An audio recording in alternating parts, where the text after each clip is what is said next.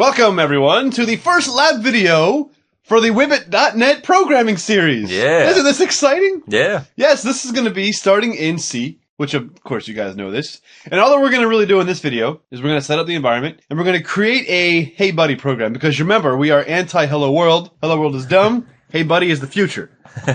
Alright, Brian.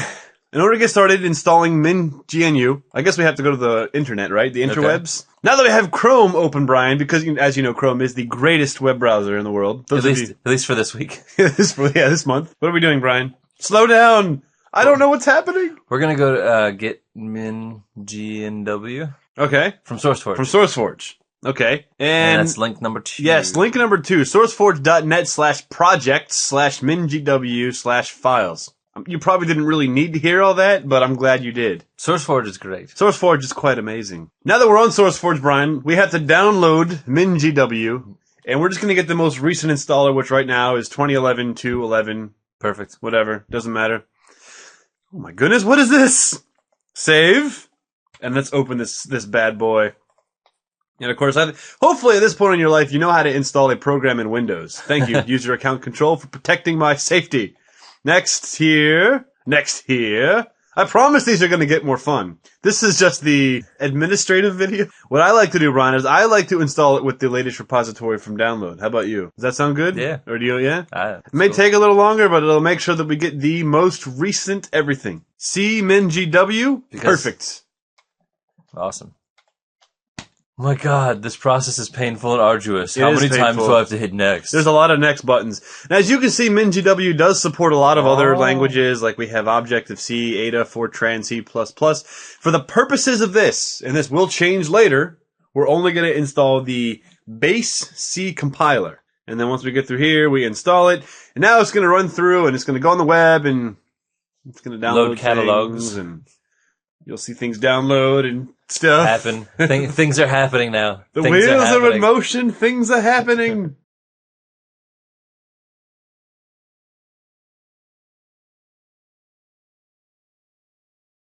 All right.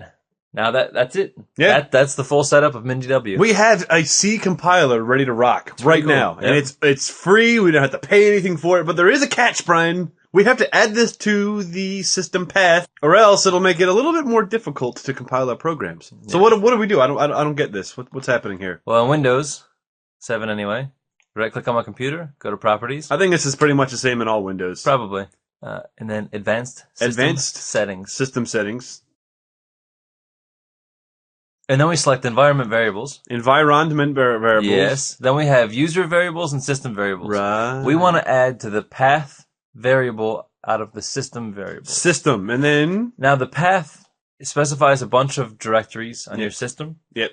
Where if you include one and you are in a command prompt and you just type the name of a program, it will search these directories for that name of a program. Right. So convenience. They're semicolon delimited. So if you were to just go through your list, I mean, some of you guys probably know this, but you have your system32 semicolon and then another path. So if you want to add a new path, if you scroll to the end, you put a semicolon.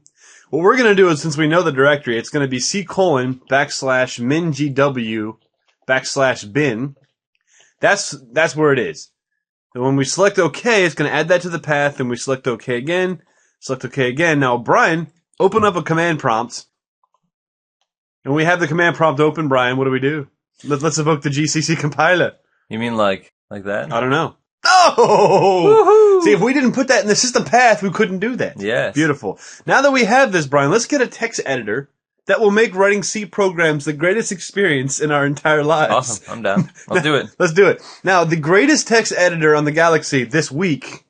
Actually, this year. I'd say it's held up pretty well. Yeah, it's held up very well. Is Notepad++. So let's go to Google and look for Notepad++. And of course, comes up on the first shot.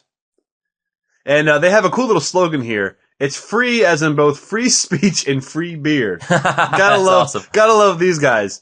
Gotta love it. We'll download the most current version, and whatever the most current version is, please download this, whatever it is.